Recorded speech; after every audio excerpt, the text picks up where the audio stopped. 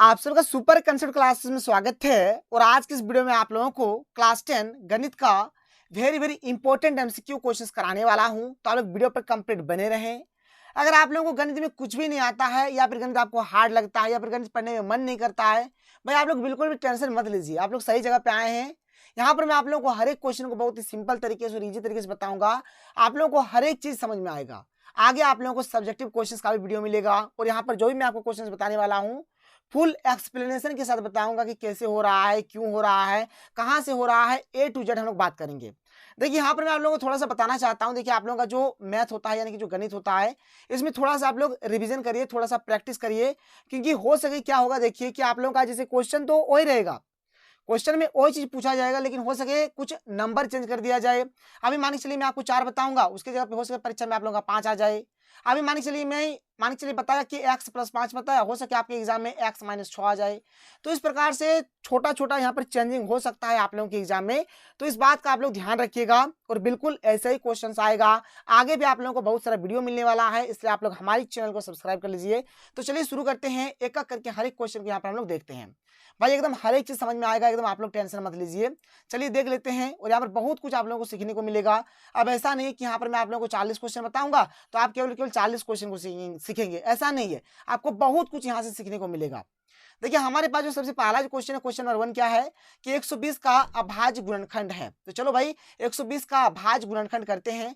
दो का बड़ा में कट जाएगा 60 होगा, दो का बड़ा में कट जाएगा 30 होगा, दो का बड़ा में कट जाएगा 15 होगा, 3 पचे 15 होगा, फिर 5 एके 5 होगा। यानी देखो भाई यहाँ पर 120 बराबर क्या क्या आ गया, 2 2 2 3 5, यानी 2 गुना 2 गुना 2 गुना 3 गुना 5। ये हो जाएगा हमारा सही आंसर। आप ऑप्शन में मिला के देख लो किस प्रकार का हमें ऑप्शन कौन बता दिया गया है। ये ऑप्शन नंबर 1 है, देख लो यहाँ पर 1 2 3, 2 है हमारा 3 तो फिर 1 तो 3 1 तो 5, ये वाला हो जाएगा। तो 1 का सही उत्तर क्या हो गया, ऑप्शन नंबर 2 हो गया। बिल्कुल आसान है, कोई दिक्कत नहीं, आप लोग भी बना सकते हैं। आगे चलिए क्वेश्चन नंबर 2 देख लो भाई, यहाँ पर अभाज्य गुणनखंड दिया है। क्या क्या दिया है, 2 2 2 3 3, गुना कर दो, 2 दूनी 4, 4 दूनी 8, ठीक है, 8 तिये 24 और 24 तिये 72 हो जाएगा। 72 हो गया इसका आंसर। ठीक है, क्वेश्चन नंबर 2 का सही उत्तर हो जाएगा ऑप्शन नंबर 2 हो जाएगा, 72 इसका हमारा आंसर सही हो जाएगा। आगे चलते हैं, क्वेश्चन नंबर 3 देख लेते हैं। देख लीजिए क्वेश्चन नंबर 3 यहाँ पर हमें क्या दिया गया है। क्वेश्चन नंबर 3 में यहाँ पर हमें एचसीएफ निकालने के लिए बोला गया है। एक तो भाई हमें 6 दिया है, एक हमें 20 दिया गया है। चलो भाई करो, 6 को अगर तोड़ेंगे क्या हो जाएगा, 2 तिये 6 फिर 3 के 3, यानी 6 के बदले में हमें मिलेगा, यहाँ पे 6 के बदले क्या मिलेगा, 2 3 और 1 मिलेगा, 2 गुना 3 गुना 1। और 20 को अगर आप लोग तोड़िएगा तो देखिए क्या मिलेगा, 2 दहाई 20, फिर 2 पचे 10, फिर 5 एके 5, यानी यहाँ पर हमें मिल जाएगा 2 गुना 2 गुना 5 गुना 1, ये मिलेगा। अब देखो भाई ये वाला में और ये वाला में क्या क्या कॉमन मिल रहा है, तो अगर आप ध्यान से देखो तो यहाँ पर 2 हमें कॉमन मिल रहा है और यहाँ पर हमें 1 कॉमन मिल रहा है, बाद बाकी और कोई सा भी हमें कॉमन यहाँ पर नहीं मिल रहा है। इसलिए हमारा जो एचसीएफ हो जाएगा क्या क्या हो जाएगा, एक तो यहाँ पर 2 कॉमन मिला और एक हमें 1 कॉमन मिला, तो 2 एके 2 हो गया, यानी एचसीएफ का मान कितना आ गया, 2 आ गया। तो क्वेश्चन नंबर 3 का सही उत्तर ऑप्शन नंबर 1 हो जाएगा, यानी यहाँ पर ये जो 2 दिया हुआ है ये हमारा बिल्कुल सही आंसर हो जाएगा। आगे चलिए क्वेश्चन नंबर 4 देख लेते हैं कि किसी पूर्णांक m के लिए प्रत्येक विषम संख्या का रूप है। देखो भाई विषम संख्या जो होता है ना, विषम संख्या किस रूप में होता है, तो विषम संख्या हमेशा 2m + 1 के रूप में होगा। किस में रूप में होगा, 2m + 1 के रूप में होगा। और जो सम संख्या होता है ना, सम संख्या हमेशा 2m के रूप में होगा। बात क्लियर, क्योंकि विषम संख्या को जब आप लोग 2 से भाग दोगे ना तो शेषफल में आपका हमेशा एक बच ही जाएगा, एक हमेशा बच जाएगा जब अगर आप लोग 2 से उसको भागा दीजिएगा तो। इसलिए विषम संख्या के लिए हो गया 2m + 1 हो गया, और सम संख्या के लिए क्या हो गया, 2m हो गया। तो भाई यहाँ पर क्वेश्चन 4 में बोला है किसके लिए, विषम संख्या के लिए, विषम संख्या। तो विषम संख्या के लिए क्या हो जाएगा, 2m + 1 हो जाएगा, यानी ऑप्शन नंबर 4 यहाँ पर इसका सही आंसर हो जाएगा। तो क्वेश्चन नंबर यहाँ पर 4 का सही उत्तर ऑप्शन नंबर 4 हो जाएगा। आगे चलिए क्वेश्चन नंबर 5 देख लेते हैं। देख लीजिए क्वेश्चन नंबर 5 हमें यहाँ पर क्या दिया गया है। वेरी इजी क्वेश्चन है भाई, और ऐसा प्रश्न आएगा आप लोगों के एग्जाम में। कुछ नहीं करना, देखिए ना है आपको ये एक्स लाइन में केवल कटा है। देखो भाई एक बार यहाँ कटा है, एक बार यहाँ कटा है, एक बार यहाँ कटा है, केवल कटा है टोटल 1 बार 2 बार 3 बार, केवल 3 बार, यानी क्वेश्चन नंबर 5 का सही उत्तर हो जाएगा ऑप्शन नंबर 4 हो जाएगा। यहाँ पर ये जो 3 है 3 बार कटा है तो 3 इसका आंसर हो गया। जितना बार कटता उतना ही हमारा आंसर होता। तो 5 का यहाँ पर सही उत्तर क्या हो गया, ऑप्शन नंबर 4 हो गया, यानी कि 3 यहाँ पर इसका बिल्कुल राइट आंसर हो गया। आगे चलिए क्वेश्चन 6 देख लेते हैं। देख लीजिए क्वेश्चन 6 हमारे पास क्या है। यहाँ पर हमें शून्य को निकालने के लिए बोला गया है और दिया गया है x² - 3। देखो भाई यहाँ पर एक सिंपल तरीका मैं आप लोगों को बता देता हूँ। कभी भी अगर इस प्रकार से दिया रहे, यानी पहला वाला स्क्वायर के रूप में रहेगा, और इस प्रकार से कोई भी यहाँ पर संख्या अगर इस प्रकार से लिखा रहे तो इसको हम लोग लिख सकते हैं। देखिए 3 है ना, 3 को हम लोग लिख सकते हैं √3 का स्क्वायर, √3 का स्क्वायर। तो एक फॉर्मूला में आ जाएगा ए स्क्वायर माइनस बी स्क्वायर के फॉर्मूला में, तो ए माइनस बी हो जाएगा इंटू ए प्लस बी हो जाएगा, ए माइनस बी इंटू ए प्लस बी हो जाएगा, ये फॉर्मूला हो जाएगा। फिर एक्स माइनस रूट अंडर 3 करेंगे बराबर 0 होगा, तो एक्स पर क्या होगा माइनस रूट अंडर 3, उधर क्या होगा प्लस रूट अंडर 3 हो जाएगा। और यहाँ पर एक्स प्लस रूट अंडर 3 बराबर 0 है, तो इधर क्या हो जाएगा देखो एक्स बराबर रूट अंडर 3 प्लस क्या हो जाएगा माइनस हो जाएगा, यानी एक तो माइनस रूट अंडर 3 आंसर आएगा और एक तो रूट अंडर 3 आएगा, यानी यहाँ पर ऑप्शन नंबर 3 हमारा बिल्कुल राइट आंसर हो जाएगा। 6 का क्या हो जाएगा यहाँ पर ऑप्शन नंबर 3 हो जाएगा। देखिए इसका मैं आप लोगों को एक शॉर्टकट बताता हूँ, ध्यान सुनिए। जैसे एक्स स्क्वायर माइनस 3 है, ये अगर स्क्वायर वाला रहे, ठीक है, एबीसीडी का कोई स्क्वायर रहेगा, और ये अगर संख्या वाला इस प्रकार से दिया रहे, तो भाई देखो अगर ऐसा इस तरह का क्वेश्चन रहेगा तभी का मैं बात कर रहा हूँ। जैसे 3 है ना, तो एक टेंसर आपका माइनस रूट अंडर 3 होगा और एक टेंसर आपका प्लस रूट अंडर 3 होगा। इसी प्रकार से मान के चलिए हमने ले लिया एक्स स्क्वायर माइनस 15 ले लिया, तो भाई क्या होगा, कुछ नहीं होगा, इधर वाला जो है सही है, ये 15 जो है इसमें हम लोग क्या करेंगे, जैसे 15 है तो यहाँ पर रूट 15 लगा देंगे, इधर भी रूट अंडर 15 लगा देंगे, एक में माइनस वाला लेंगे और एक में प्लस वाला लेंगे। तो इसे ऐसे ही आप लोगों को करना है, ये तरीका होता है। या फिर मैंने आप लोगों को सूत्र से भी बता दिया, सूत्र से करिए या फिर डायरेक्ट आप लोग ऐसे करिए, आप आराम से कर सकते हैं। मतलब यहाँ पर जो भी संख्या दिया रहेगा उसको हम लोग रूट में लिख देंगे, एक तो प्लस के साथ एक तो माइनस के साथ, बस इतना ही करना है। तो चलिए 6 का सही उत्तर यहाँ पर ऑप्शन नंबर 3 हो गया। आगे बढ़ते हैं, क्वेश्चन नंबर 7 देख लो भाई, एक द्विघात बहुपद जिसके शून्यंकों का योग और गुणनफल दिया है -3 और 2। देखो भाई पहला यहाँ पर देखो योग लिखा है, तो ये वाला पहला योग हो गया। योग कितना दिया लिख लो एक बार, योग कितना दिया है, तो योग दिया है -3, हमने लिख लिया। अब देखो ये गुणनफल हो गया, तो गुणनफल कितना दिया है 2 दिया है, चलो भाई गुणनफल लिख लो, गुणनफल कितना हो गया, गुणनफल हमारा 2 हो गया। अब यहाँ पर हमें द्विघात बहुपद निकालना है, तो द्विघात बहुपद के लिए जो हमारा फॉर्मूला होता है क्या होता है भाई, एकदम बात सिंपल है, एक्स स्क्वायर लिखिएगा फिर माइनस लिखिएगा, एक्स स्क्वायर माइनस जो भी योग वाला रहेगा योग वाला को लिखिएगा, गुना एक्स करिएगा, प्लस जो भी गुणनफल वाला होगा गुणनफल वाला लिख के इसको बराबर के आप 0 कर दीजिएगा। ये बात हो गया। अब देखो भाई एक्स स्क्वायर माइनस का माइनस योग, योग कितना दिया -3 दिया, तो यहाँ पे क्या लिखेंगे -3 लिखेंगे। ये एक्स गुना से में पहले से ये रहने देते हैं, प्लस का प्लस गुणनफल में कितना 2 है तो 2 रहने देते हैं, बराबर 0 लिख सकते हैं आप यहाँ पर। X square minus minus plus, तो प्लस 3x और ये +2, यानी कि x square plus 3x plus 2 ये हो जाएगा हमारा इसका फाइनल आंसर। यानी 7 का सही उत्तर ऑप्शन नंबर 1 हो जाएगा, x square plus 3x plus यहाँ पर 2 इसका सही आंसर हो जाएगा। 7 का क्या होगा ऑप्शन नंबर 1 हो जाएगा। आगे चलिए क्वेश्चन नंबर 8 की ओर बढ़ते हैं, देख लेते हैं क्वेश्चन 8 क्या भाई। देखो क्वेश्चन नंबर 8 यहाँ पर हमें दिया गया है कि a1/a2 बराबर b1/b2 but not equal to c1/c2। अगर इस प्रकार का कंडीशन बने तो क्या होगा। देखिए यहाँ पर 3 टाइप का कंडीशन बनता है, मैं आप लोगों को एक एक करके समझाता हूँ, ध्यान से सुनिएगा। और वेरी इंपॉर्टेंट चीज है, देखिए अगर आपका a1/a2 not equal to b1/b2 हो, यानी अगर दोनों ही आपस में बराबर नहीं होता है, तो यहाँ पर अद्वितीय हल होगा या फिर केवल एक हल होगा, यानी इसका केवल एक ही हल होगा या फिर अद्वितीय हल होगा। और इसमें जो होगा भाई, जो दो रेखा जो होगी ये क्या होगी आपस में प्रतिच्छेद करेगी, प्रतिच्छेदी होगी और संगत होने वाला है।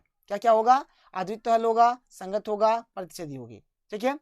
अगर a1/a2 बराबर b1/b2 बराबर c1/c2 हो तो अनंत हल होगा, क्या होगा अनंत हल हो जाएगा, संगत हो जाएगा और संपाती रेखाएं हो जाएगी। और भाई यहाँ पर अनंत हल को ही हम लोग बोलते हैं अपरिमित रूप से अनेक हल, अनंत हल को ही क्या बोला जाता है, अपरिमित रूप से यहाँ पर अनेक हल बोला जाएगा, ठीक है, कोई दिक्कत नहीं है।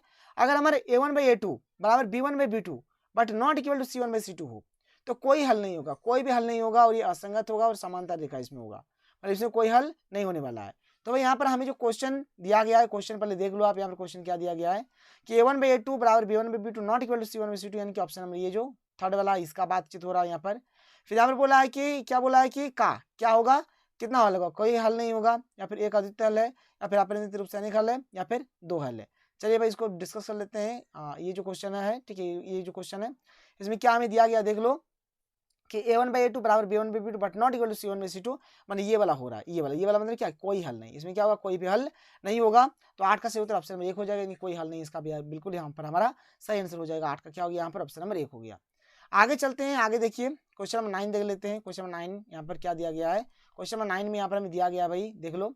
क्वेश्चन नंबर 9 देखिए, हमें एक समीकरण दिया गया, 2 समीकरण दिया गया, इसको सॉल्व करना और बनाना है एक्स और वाई का मान। आप चाहे डायरेक्ट यहाँ पर एक्स और वाई का मान लेके वहाँ पर बिठाइए, ये भी एक तरीका हो जाएगा, या फिर आप लोगों को जो विलोपन विधि या फिर प्रतिस्थापन विधि जो भी आता है उससे आप लोग बनाने का यहाँ पर कोशिश करिए। देखिए यहाँ पर क्या दिया गया है, जिसमें दिया गया 2x - y बराबर 5 दिया गया है, और यहाँ पर क्या दिया गया 3x + 2y बराबर 4 दिया गया है, ठीक है। तो देखो भाई यहाँ पर 2 है, यहाँ पर 1 है, तो चलो पहले इसको समान कर लेते हैं। इसको 2 से गुना करेंगे, इसको 1 से गुना करेंगे, तो 2 से गुना करेंगे क्या हो जाएगा, ये 4x हो जाएगा -2y, ठीक है, बराबर 10 हो जाएगा। यहाँ पर 1 से गुना करेंगे जैसा है वैसे ही रहेगा, क्या क्या है 3x + 2y बराबर 4। यार कुछ भी चीज़ हम लोगों ने नहीं बदला, ये खत्म हो गया। 4x और 3x कितना हो गया, 7x हो गया, 10 और 4 कितना हो गया, 14 हो गया। तो x बराबर कितना हो गया यहाँ पर 14/7, 7 7 7 दूनी 14, यानी x का मान कितना आ गया 2 आ गया। x का मान कितना आया 2 आया। अब ये जो x का मान आया इसमें क्या करिए, या तो समीकरण 1 में इसको बैठा दीजिए या फिर समीकरण 2 में आप इसको बैठा दीजिए, मतलब ये जो समीकरण नंबर में बैठाइए या फिर इस समीकरण में आप बैठा सकते हैं। तो चलो भाई बैठा देते हैं। यहाँ पर 3x प्लस 2y बराबर 4 है दिया हुआ, तो 3 का 3, x का मान 2 प्लस 2y बराबर 4 हो गया। तो 3 दूनी 6 जोड़ 2y बराबर 4 हो गया।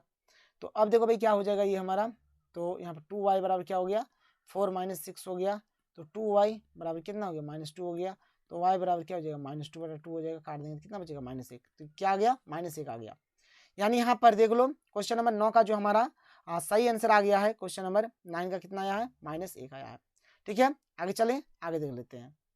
तो देखिए क्वेश्चन नंबर 10 क्या है कि रैखिक समीकरण युग्म जिसका हल होता है कहलाता है। तो जिसका हल होता है भाई उसको हम लोग बोलते हैं संगत। क्या बोलेंगे? संगत बोलेंगे।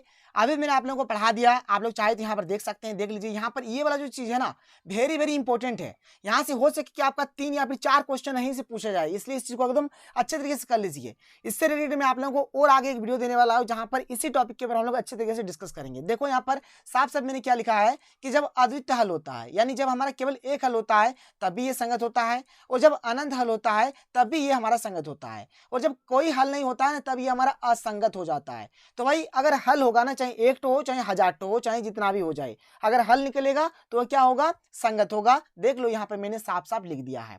आगे चलते हैं, आगे चलिए। इसके बाद जो हमारा अगला जो क्वेश्चन है, यहाँ पर भाई हम लोग अगले क्वेश्चन की ओर बढ़ते हैं। ठीक है, क्वेश्चन नंबर 10 तो हमारा क्लियर हो गया, इसका सही उत्तर ऑप्शन नंबर 1 हो गया। आगे चलते हैं, क्वेश्चन नंबर 11 देख लेते हैं। क्वेश्चन 11 देख लीजिए, very simple very easy question है भाई। यहाँ पर किस प्रकार से आप लोगों को बनाना है इस बात का आप लोग यहाँ पर ध्यान रखिए। देखिए यहाँ पर हमें 2 समीकरण दे दिया है, एक ये समीकरण हो गया और ये हमारा एक दूसरा समीकरण हो गया। एक तो हमें यहाँ पर दिया गया है, क्या दिया गया है 3x प्लस 2y बराबर 5, एक तो ये दिया गया है, कोई दिक्कत नहीं है। इसको सबसे पहले आप लोग क्या करिए, 3x प्लस 2y प्लस 5 जो है इसको बराबर किधर ले आइए, तो -5 हो जाएगा, बराबर 0 हो जाएगा। x के साथ जो रहता है ना इसको हम लोग a1 बोलते हैं। ठीक है, y के साथ जो रहेगा इसको हम लोग b1 बोलेंगे, और ये जो रहेगा सिर्फ संख्या वाला इसको हम लोग बोलेंगे c1। तो ये हो गया भाई समीकरण 1 का काम हो गया, हमने a1 b1 और c1 का मान लिख लिया। अब समीकरण 2 को भी हम लोग यहाँ लिख लेते हैं, क्या है कि 2x माइनस 3y बराबर क्या है 7 है। इसको थोड़ा अच्छी तरीके से लिख लेते हैं, हो जाएगा 2x माइनस 3y बराबर किधर 7, इधर आने से क्या हो जाएगा -7 बराबर क्या हो जाएगा 0 हो जाएगा। भाई देखो ये दूसरा वाला समीकरण है, इसलिए x के साथ इसमें जो रहेगा इसको बोलेंगे a2 बोलेंगे, y के साथ जो रहेगा इसको हम लोग b2 बोलेंगे, और जो संख्या वाला है उसको हम लोग क्या बोलेंगे c2 बोलेंगे। तो ये -7 हो गया, कोई दिक्कत नहीं है। अब भाई यहाँ पर हम लोग क्या करेंगे, a1 बाई a2 पहले निकाल लेंगे, तो चलो निकाल लो। तो a1 कितना है 3 है और a2 हमारा 2 है, तो 3/2 हो गया। फिर हम लोग यहाँ पे निकाल लेंगे b1 बाई b2, देख लो b1 कितना है, b1 यहाँ पर हमारा 2 है, और b2 कितना है -3 है। आप खुद देखो यहाँ पर कि ये वाला जो है ना और ये वाला जो है आपस में बराबर नहीं है, क्योंकि ये प्लस वाला आया है और ये माइनस वाला आया है, और ये 3/2 है और ये 2/3 है, तो ये आपस में बराबर है नहीं है। इसका मतलब हम लोग बोल सकते हैं कि a1 by a2 not equal to b1 by b2, यानी कि a1 बाई a2 और b1 बाई b2 ये आपस में बराबर नहीं है। और जब ये आपस में बराबर नहीं होता है तो क्या होता है भाई, अभी मैंने आप लोगों को बताया, थोड़ा ऊपर चलिए, आप लोग थोड़ा ऊपर चलिए। और जब ये आपस में बराबर नहीं होता तो उस स्थिति में क्या होता है, तो उस स्थिति में हमारा होता है अद्वितीय हल या फिर केवल एक हल। क्या होता है कि जब हमारा a1 बाई a2 और b1 बाई b2 आपस में बराबर नहीं होता है तभी हमारा अद्वितीय हल होता है या फिर केवल एक हल होता है। इस बात का आप लोग ध्यान रखिए। तो बस यहाँ पर हमारा यही आंसर हो जाएगा, अद्वितीय हल या फिर केवल एक हल। इस प्रकार का ऑप्शन में अगर दिया है तो देख लो भाई, यहाँ पर है इसका एक हल, तो यहाँ पर 11 का सही उत्तर क्या हो जाएगा, ऑप्शन नंबर यहाँ पर 1 हो जाएगा। बात क्लियर हो गया। आगे चलते हैं, आगे देखिए क्वेश्चन नंबर 12 देख लो भाई। क्वेश्चन नंबर 12, तो देखिए क्वेश्चन नंबर 12 समीकरण निकाय। यहाँ पर देखिए 2 समीकरण दिया हुआ है कि अद्वितीय हल होने के लिए k का मान है। देखो भाई ये जो क्वेश्चन है ना, इस क्वेश्चन में थोड़ा सा मिसप्रिंट है, क्योंकि देखिए जब अद्वितीय हल का जब बात होता है तब हमारा होता है a1 by a2 not equal to b1 by b2। ठीक है, अगर आप लोग यहाँ पर a1 a2 b1 b2 का अगर आप लोग मान देखिएगा तो देखिए यहाँ पर क्या हो जाएगा, जैसे कि पहला वाला समीकरण है तो यहाँ पर ये जो x के साथ होगा ये हमारा a1 हो जाएगा, तो a1 का मान यहाँ पर 2 हो जाएगा। y के साथ कुछ नहीं है मतलब 1 है, तो यहाँ पर b1 का मान कितना हो जाएगा 1 हो जाएगा। इसी प्रकार से देखो यहाँ पर x के साथ जो है वो हमारा a2 हो जाएगा, a2 का मान यहाँ पर 2 हो जाएगा, और y के साथ क्या है -k है, तो यहाँ पर b2 का मान क्या हो जाएगा -k हो जाएगा। अब यहाँ पर आप लोग अगर वैल्यू रखोगे तो देखो यहाँ पर a1 का मान कितना है 2 है, तो a1 की जगह पे हम लोग 2 रख देंगे। a2 कितना है 2 है, तो हम लोग 2 रख देंगे। नॉट इक्वल टू, ठीक है, b1 कितना है, b1 1 है तो 1 लिख देंगे। b2 कितना है -k है, तो -k हम लोग रख देंगे। 2 कट जाएगा। अब देखो भाई यहाँ पर क्या हो जाएगा, जैसे यहाँ पर पूरा हमारा इधर क्या बचा 1 बचा, तो इधर आप इधर देखिए, इसको आप 1/1 लिख सकते हैं बराबर नॉट, ठीक है, यहाँ पर 1/-के लिख सकते हैं। तो भाई ये जो होगा ये इधर गुना हो जाएगा, ये इधर गुना हो जाएगा, k गुना 1 करेंगे तो k हो जाएगा, और यहाँ पर 1 गुना 1 करेंगे तो ये माइनस को लेके -1 हो जाएगा, मतलब k नॉट इक्वल टू -1 हो रहा है। देखो k नॉट इक्वल टू -1 हो रहा है। क्वेश्चन इस प्रकार से होना चाहिए कि यहाँ पर देखिए k बराबर नहीं है, k बराबर नहीं है, तो क्वेश्चन में थोड़ा सा मिसप्रिंट है। और इस टाइप का जो भी क्वेश्चन रहेगा मैं आप लोगों को एक पर्टिकुलर वीडियो में बताऊंगा, क्योंकि यहाँ से आप लोगों का 4 से 5 क्वेश्चन आने वाला है जो आप लोगों के लिए बहुत ही ज्यादा इंपॉर्टेंट है। तो इस क्वेश्चन को अभी फिलहाल आप लोग छोड़ दीजिए, क्योंकि इस क्वेश्चन में थोड़ा सा मिसप्रिंट है। आगे बढ़ते हैं, क्वेश्चन नंबर 13 की ओर चलते हैं, देख लेते हैं क्वेश्चन नंबर 13 यहाँ पर हमारे पास क्या है। तो देखो भाई यहाँ पर क्वेश्चन नंबर जो हमारे पास जो 13 है, यहाँ पर क्या दिया गया है। क्वेश्चन नंबर 13 हमें दिया गया है कि यदि रैखिक समीकरणों का कोई युग्म असंगत है तब इनके आलेख की रेखाएं होंगी। देखो भाई यहाँ पर क्या बोल रहा है, असंगत का बात बोला है, असंगत का। तो चलिए सबसे पहले यहाँ पर मैं आप लोगों को दिखा देता हूं कि अभी हम लोगों ने कहां पर उस टेबल को बनाया है। अगर असंगत होता है तो हमारा क्या क्या होगा देख लो। यहाँ पर मैंने साफ साफ लिख दिया जो वेरी इंपॉर्टेंट है। असंगत के लिए क्या होता है, कोई हल नहीं। एक तो ये होता है कोई हल नहीं, और एक होता है समांतर रेखाएं। मतलब यहाँ पे दो बात होता है, असंगत का कंडीशन जब भी बनेगा तो या तो समांतर रेखाएं होगा या फिर कोई हल नहीं होगा। तो चलो देख लो यहाँ पर ऑप्शन में क्या क्या बोला है, उसी हिसाब से हमारा यहाँ पर होगा। ठीक है, ऑप्शन के अकॉर्डिंग हम लोग यहाँ पर चलेंगे। देख लीजिए यहाँ पर क्वेश्चन नंबर हमारा क्या था, 13 था। क्वेश्चन नंबर 13 था, तो यहाँ पर देख लीजिए असंगत के लिए बोला था, प्रतिच्छेदी तो होगा नहीं, संपातित तो होगा नहीं, क्या होगा, समांतर हो जाएगा। 13 का सही उत्तर ऑप्शन नंबर 3 हो जाएगा। 13 का क्या हो जाएगा, यहाँ पर ऑप्शन नंबर 3 हो जाएगा, जैसे कि मैंने आप लोगों को अभी बताया। आगे चलते हैं, आगे देख लीजिए अगला जो प्रश्न है क्वेश्चन नंबर 14 देख लेते हैं। क्वेश्चन 14 यहाँ पे क्या दिया गया है, इसमें बोला गया कि निम्न में से कौन द्विघात समीकरण नहीं है। देखो क्वेश्चन में बोल रहा है कि कौन द्विघात समीकरण नहीं है। अब ध्यान से देखो भाई, इसका मैं आप लोगों को एक शॉर्टकट सा ट्रिक बता देता हूं, और आगे मैं आप लोगों को इसको और अच्छे तरीके से बता दूंगा। आप चाहे तो पूरा इसको सॉल्व भी कर सकते हैं। देखो यहाँ पर जैसे यहाँ पर देखो, जैसे यहाँ पर a माइनस बी का होल स्क्वायर हो जाएगा, तो देखो यहाँ पर क्या हो जाएगा, ए स्क्वायर यानी एक्स का स्क्वायर हो जाएगा। और यहाँ पर देखो कहीं पर भी एक्स स्क्वायर है नहीं, मतलब ये एक्स स्क्वायर के रूप में रहेगा ही, मतलब ये हमारा द्विघात समीकरण है।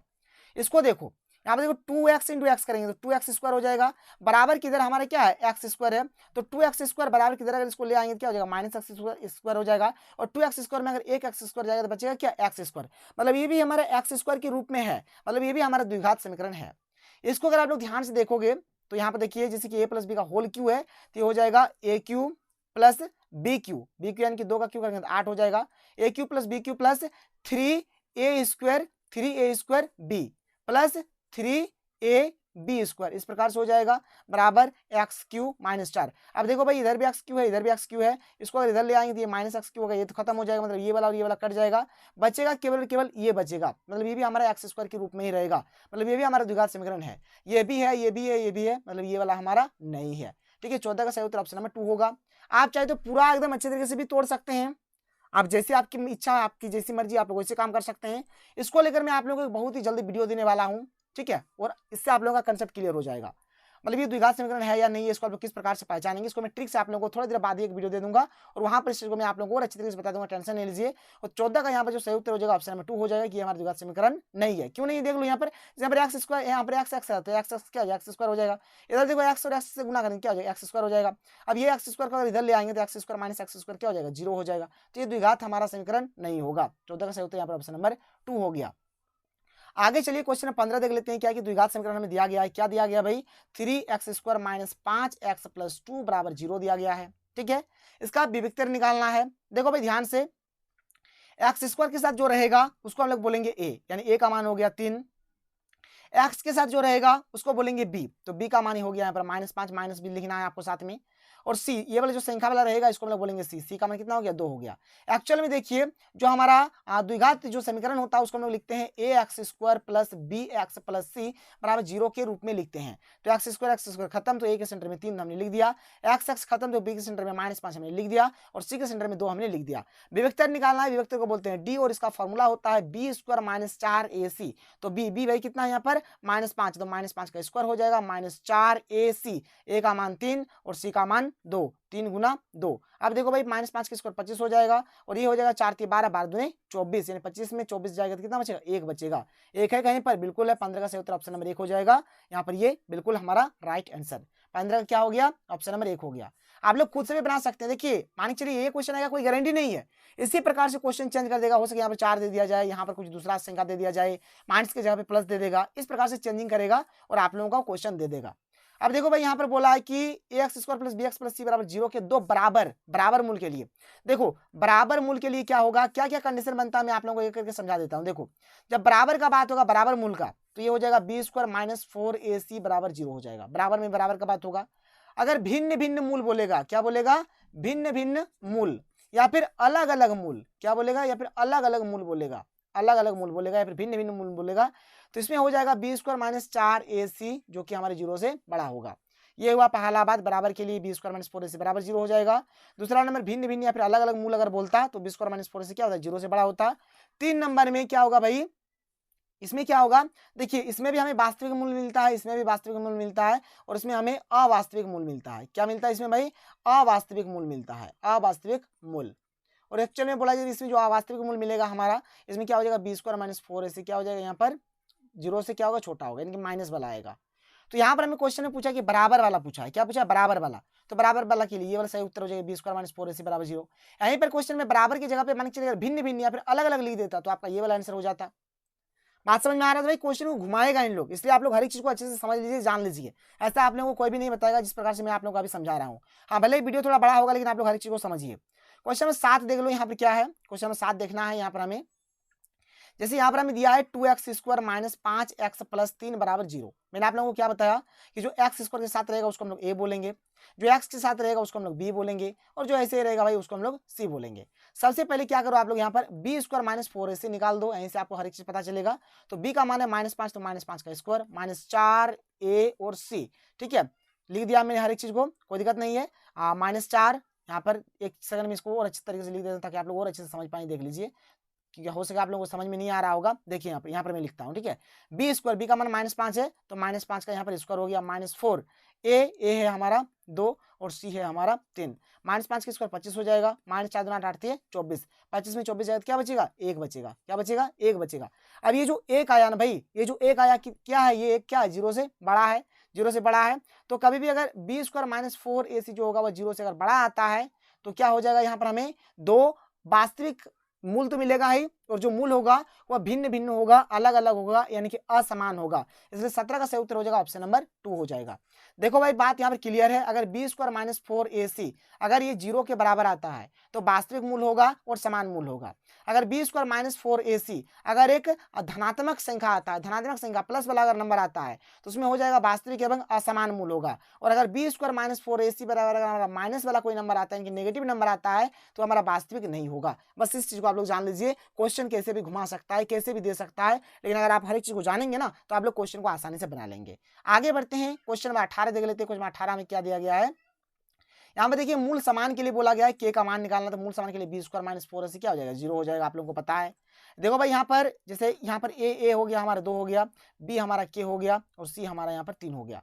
तो बी स्क्वायर यानी बी यानी क्या है के, तो के का यहाँ पर स्क्वायर कर देंगे, ठीक है, के का स्क्वायर हो गया -4ac, 4 का 4 ए कितना है, ए है हमारा 2, ए है हमारा 2, सी है हमारा यहाँ पर 3 बराबर 0। अब देखो भाई यहाँ पे क्या हो जाएगा, के स्क्वायर का के स्क्वायर, अब देखो 4 दूने 8, 8 ये 24 हो जाएगा, तो -24 बराबर क्या हो गया, 0 हो गया।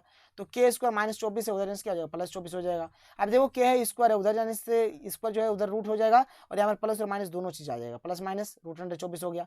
√24 को अगर हम लोग तोड़ेंगे, देखो भाई 24 को तोड़ते हैं क्या हो जाएगा, 2 12, फिर यहाँ पर 6 हो जाएगा, फिर 2 3 6 हो जाएगा, ठीक है। मतलब अगर हम लोग 24 को अगर वर्गमूल के रूप में इस प्रकार से लिखे तो क्या लिखेंगे, 2 गुना 2 गुना 2 गुना 3। अब देखो भाई यहाँ पे 2 का जोड़ा मिला, ये तो बाहर आ जाएगा, लेकिन इसका जोड़ा नहीं मिला, ये अंदर ही रहेगा √6।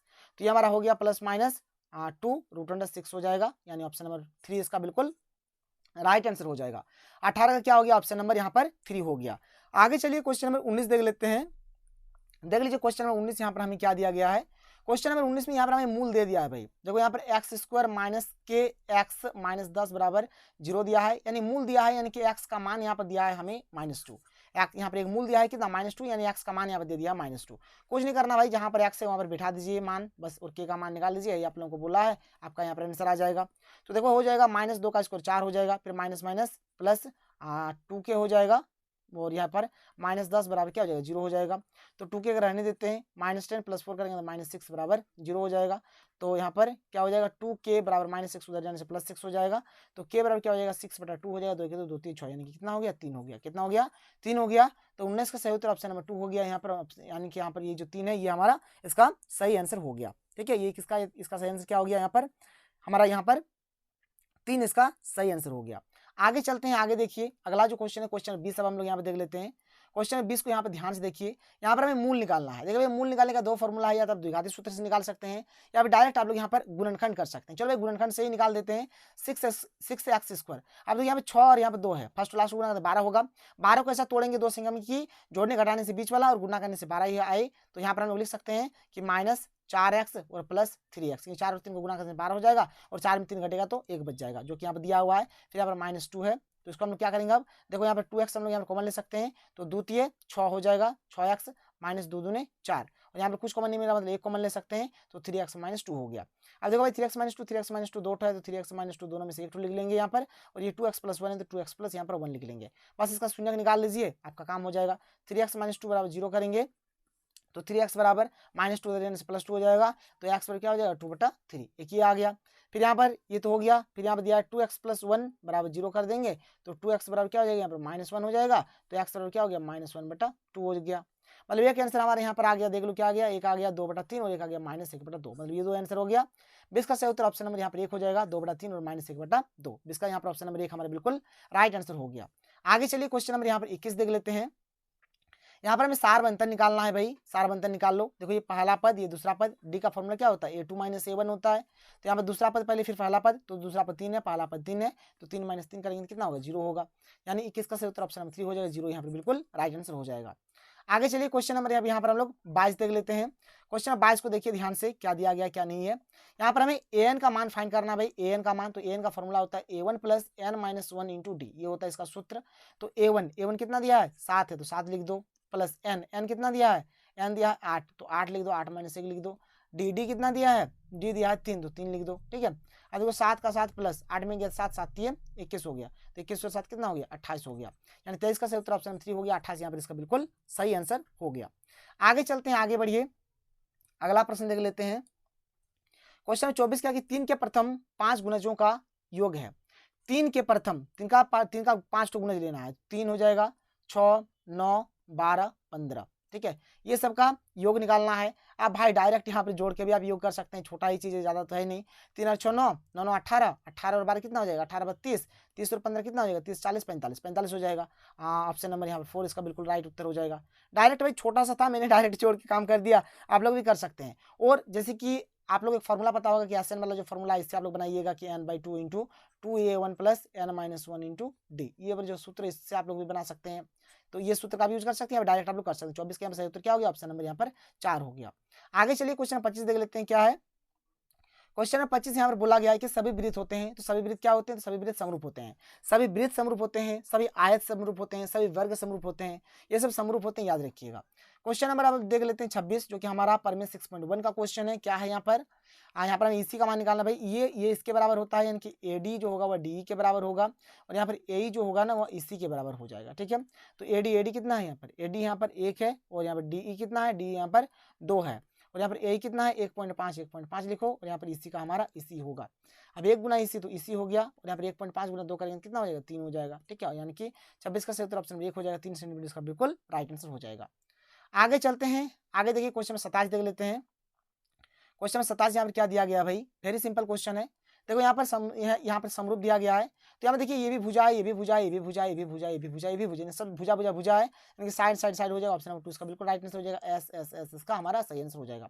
27 के यहाँ पर ऑप्शन नंबर 2 हमारा सही आंसर हो गया। आगे चलिए क्वेश्चन 28 देख लेते हैं। क्वेश्चन 28 देखिए क्या है। क्वेश्चन 28 में बोल रहा भाई, देखो इस प्रकार जब भी क्वेश्चन देंगे पहले तो आप एक त्रिभुज खुद से बना लो। चलो ABC हमने एक त्रिभुज बना लिया। अब दूसरा वाला को यहीं से कारीगरी करेंगे। जो A होगा वह D के बराबर होगा, मतलब A की जगह पे D लिख देंगे।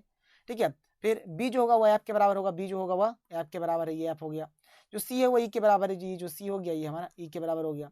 अब देखो यहाँ पर ध्यान से क्या बोला जा रहा है कि यहाँ पर आपको चेक करना है कौन वाला ऑप्शन सही होगा कौन वाला नहीं। पहला ऑप्शन से चेक करें, जैसे यहाँ पर ABC है, तो ये वाला होगा कि नहीं होगा, इस चीज को देखना है। देखो भाई यहाँ पर A है तो A के सेंटर में कितना है D है, तो चलो D लिखो। यहाँ पर बी है तो बी के सेंटर में क्या है, यहाँ पर एफ है तो एफ लिखो। लेकिन देखिए यहाँ पर ये डी ई वाला है जबकि हमारा डी एफ वाला आ रहा है, मतलब ये तो हमारा होगा नहीं। इसको देखो ध्यान से, जैसे यहाँ पर बी ए सी दिया हुआ है, बी ए सी है तो पहले बी है, तो बी वाला मतलब क्या है, यहाँ पर एफ हो गया। तो चलो भाई पहले एफ लिखो, तो पहले भाई यहाँ भी एफ से शुरू हो नहीं रहा तो ये भी होगा नहीं। इसको देखो जैसे यहाँ पर ए बी सी है, क्या है ए बी सी, तो ए बी सी यहाँ पर ए है तो यहाँ पर एक सेंटर में डी होना चाहिए, चलो डी है। बी बी यहाँ पर है तो बी के सेंटर में क्या होना चाहिए, यहाँ पर एफ होना चाहिए, चलो भाई एफ भी है। यहाँ पर क्या है सी, सी के सेंटर में क्या होना चाहिए, ई होना चाहिए, ठीक है, क्या होना चाहिए, ई होना चाहिए। यहाँ पर ई भी है, यानी कि ए बी सी जो होगा समरूप डी एफ ई के होगा, डी एफ ई के, ये हो जाएगा ऑप्शन 3 इसका बिल्कुल राइट आंसर। देखिए कितने सिंपल तरीके से मैंने आप लोगों को समझाया। फिर भी किसी भी प्रकार का कोई प्रॉब्लम रहता है तो आप लोग नीचे कमेंट करके बता दीजिए, क्योंकि मैं आप लोगों को जल्दी जल्दी वीडियो बनाकर बता दूंगा। आगे चलते हैं क्वेश्चन 29 की ओर। देखो भाई इस तरह का क्वेश्चन बहुत ही सिंपल होता है कि जब कभी भी भुजा आपको अगर दिया रहे तो इसका जो क्षेत्रफल का अनुपात होगा, इसका अनुपात करिए, 4 का स्क्वायर 16 हो गया, ठीक है, और 9 का स्क्वायर 21, 9 का स्क्वायर 81 हो गया। बस ये हो गया आंसर, 16:81, यानी कि ऑप्शन नंबर 4 इसका बिल्कुल सही आंसर हो गया। क्वेश्चन नंबर यहाँ पर देख लो भाई 30 क्या है।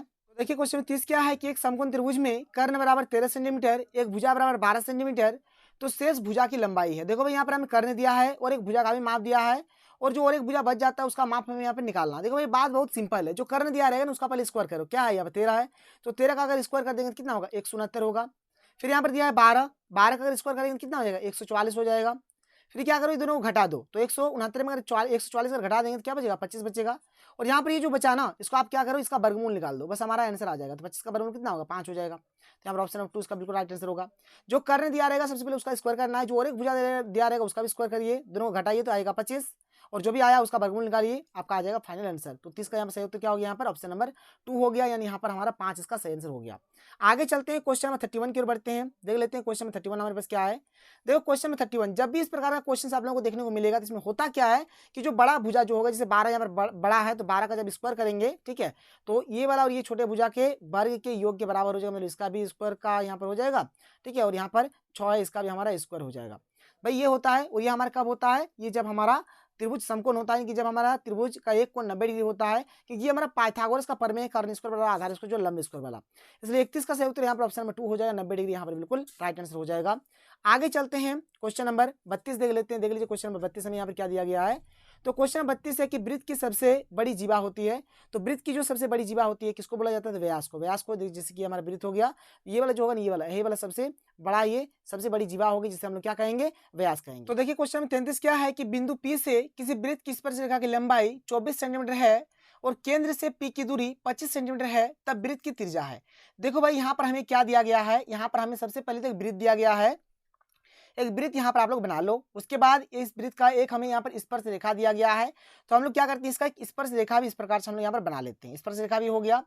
फिर क्या है, एक हमें यहाँ पर वृत्त का केंद्र दिया है, तो चलो भाई वृत्त का हम लोग यहाँ पर केंद्र बना लेते हैं, ये हो जाएगा हमारा वृत्त का केंद्र हो जाएगा, ये हमारा वृत्त की त्रिज्या हो जाएगी। और देखिए यहाँ पर ये जो केंद्र ओ है ना, यहाँ से लेकर ये जो पी तक का जो डिस्टेंस दिया है, ये भी हमें कितना दे दिया है, ओपी भी कितना दे दिया है, देखो केंद्र से पी की दूरी हमें दे दिया है 25 सेंटीमीटर, तो ये हो गया हमारा 25 सेंटीमीटर। स्पर्श रेखा की लंबाई हमें यहाँ पर ये 24 सेंटीमीटर दे दिया गया है, ठीक है। अब ये जैसे ओ हो गया, पी हो गया, इसको हम लोग क्यू मान लेते हैं। अब देखिए ये हमारा एक समकोण त्रिभुज हो गया, और समकोण त्रिभुज ये जो अगर हो गया ना, तो ये जो डंडी होता है, ये जो डंडी होता है इसको हम लोग बोलते हैं कर्ण। इसको क्या बोलते हैं, कर्ण बोलते हैं।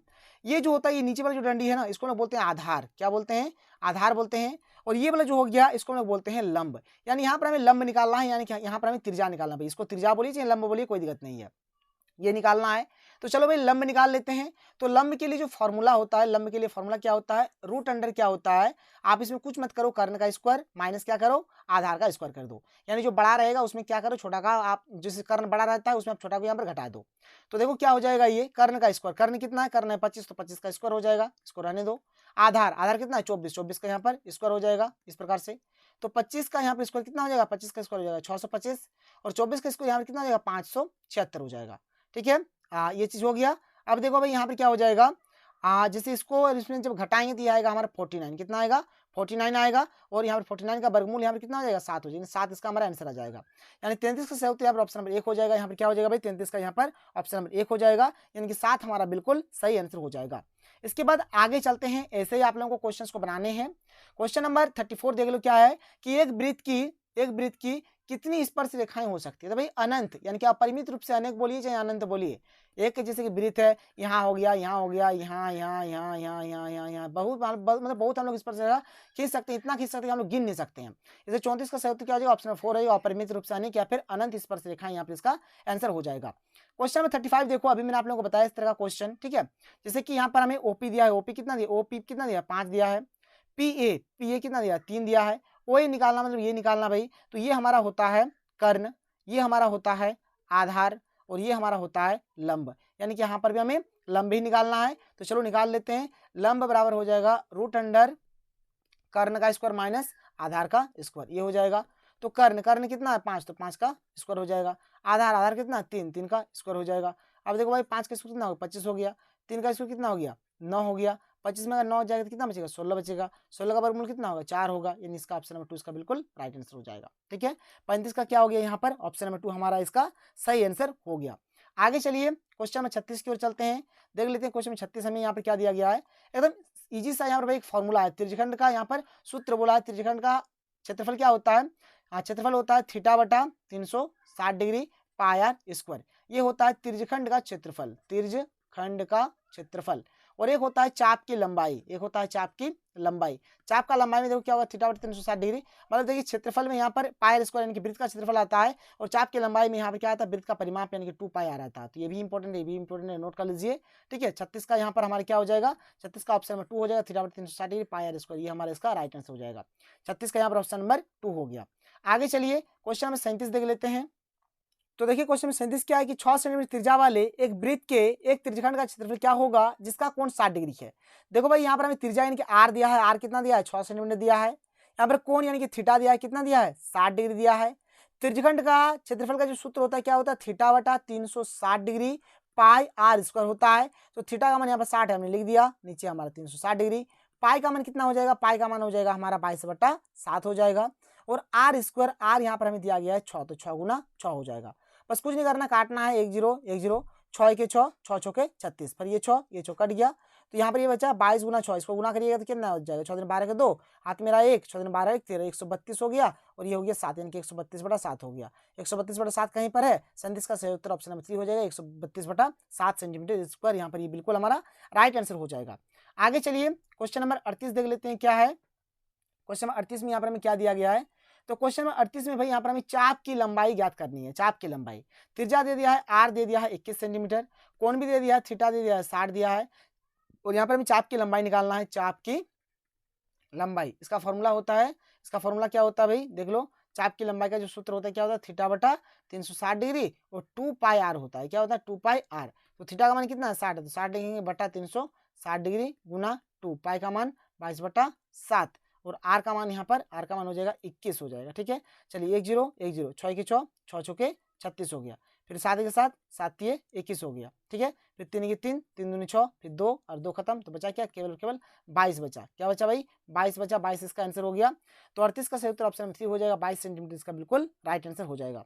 38 का यहाँ पर क्या हो गया, यहाँ पर 38 का ऑप्शन नंबर यहाँ पर 3 हो गया, 22 इसका आंसर हो गया। क्वेश्चन नंबर 39 देख लीजिए क्या है। क्वेश्चन नंबर 39 में देखिए भाई यहाँ पर हमें वृत्त का त्रिज्या दिया है और लघु वृत्तखंड का क्षेत्रफल दिया है, और यहाँ पर हमें दीर्घ वृत्तखंड का क्षेत्रफल निकालना है। तो भाई किस प्रकार से करेंगे, देखो दीर्घ वृत्तखंड का क्षेत्रफल, दीर्घ वृत्तखंड का क्षेत्रफल, वृत्तखंड का क्षेत्रफल। सबसे पहले क्या करना होगा, जो वृत्त का क्षेत्रफल है उसको सबसे पहले यहाँ पर निकाल दो, वृत्त का क्षेत्रफल, वृत्त का क्षेत्रफल निकाल दो। फिर माइनस क्या कर दो यहाँ पर, लघु वृत्तखंड का क्षेत्रफल, लघु वृत्तखंड का क्षेत्रफल, लघु वृत्तखंड का क्षेत्रफल। तो भाई यहाँ पर क्या है, वृत्त का क्षेत्रफल क्या होता है, पाई आर स्क्वायर होता है, और लघु वृत्तखंड का क्षेत्रफल यहाँ पर दिया है कितना है, 14, 14 लिख देंगे यहाँ पर। ठीक है, अब देखो भाई पाई का मान कितना होता है, पाई का मान होता है 22/7, और आर स्क्वायर, आर यहाँ पर आर कितना दिया है, 7 दिया है, तो 7 लिख देंगे, यानी कि 7 गुना 7, क्योंकि स्क्वायर है, -14, 7 7 खत्म, 22 और 7 को गुना करिए तो कितना हो जाएगा, 154 हो जाएगा। 22 7 गुना करिएगा, 7 दूनी 14, 4 7 15, ठीक है 154। फिर माइनस क्या करिए, 14 घटा दीजिए, तो ये हमारा आ गया 154 माइनस 14, इसको घटा दीजिए तो देखिए 4 में 4 जाएगा 0, ठीक है, और 15 में 1 जाएगा तो क्या बचेगा 14, यानी कि 140, यानी कि ऑप्शन नंबर 1 इसका बिल्कुल हमारा राइट आंसर हो गया। और देखिए जैसे यहाँ पर सेंटीमीटर है भाई, तो ये भी सेंटीमीटर वाला ही होना चाहिए, इस बात का ध्यान रखिएगा, कभी भी मीटर वाला पे टिक नहीं कर दीजिएगा। तो 39 का सही उत्तर यहाँ पर ऑप्शन नंबर 1 हो गया। आगे चलते हैं, चूंकि हमारा लास्ट क्वेश्चन है, देख लीजिए क्वेश्चन नंबर 40। और देखिए बहुत सारा भी क्वेश्चन बच गया है, बहुत सारा क्वेश्चन आगे मैं आप लोगों को कराऊंगा, जैसे माध्य, माध्यक, प्रायिकता, बहुलक, 9 पॉइंट का बहुत सारा क्वेश्चन छूटा हुआ है, इस सेट में आपका कवर नहीं हुआ है, आगे आप लोगों का और वीडियो आने वाला है, इसलिए आप लोग चैनल को सब्सक्राइब कर लीजिए। देखिए इस क्वेश्चन में क्या बोला गया है, यहाँ पर क्वेश्चन में हमें बोल रहा है, ठीक है, क्या बोल रहा है ध्यान से देखिए, कि एक छतरी में 8 ताने हैं जो बराबर दूरी पर लगे हुए हैं, छतरी के एक सपाट वृत्त मानते हुए इसके दो क्रमागत तानों के बीच का कोण, देखिए कोण निकालने के लिए थीटा निकालना है। तो देखिए वृत्त में कितना होता है, 360 डिग्री होता है, और यहाँ पर क्या भाई देख लो, यहाँ पर 8 ताने हैं, 8 ताने हैं, तो 8 से इसको भागा दे दो, तो सॉल्व करिए, इसको आप काट दीजिए, तो कितना बार में कट जाएगा, 45 बार में कट जाएगा, ठीक है, 45 बार में कट जाएगा। तो यहाँ पर इसका सही उत्तर 45 डिग्री हो जाएगा, 40 का सही उत्तर क्या हो गया, ऑप्शन नंबर 2 हो गया, 45 डिग्री इसका बिल्कुल राइट आंसर हो गया। तो ये रहा हमारा आज का वीडियो। अगर आपको वीडियो पसंद है तो वीडियो को लाइक करिए, जितना हो सके वीडियो को अपने दोस्तों के साथ शेयर करें। तो मिलते हैं अगले वीडियो में, थैंक यू, जय हिंद।